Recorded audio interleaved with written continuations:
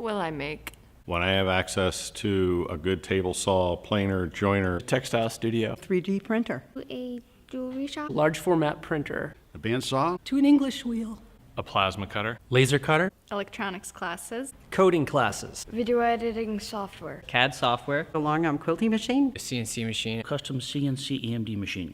A wood shop. A lathe and an end mill. Studio space. Awesome tools and coffee.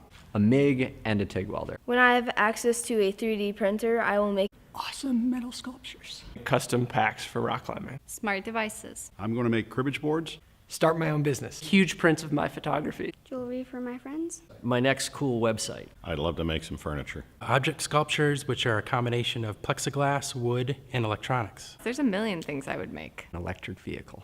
Flower box for my garden. I'm going to learn how to quilt. Design furniture for my coffee shop. I'll be able to do more art. I'll be able to make movies. A custom 3D printed Rubik's Cube. Custom draw plate. Replacement parts for antique sock machines. My mosaics. A community of creative people. Possibilities are endless. I can make anything. The sky's the limit. What about you?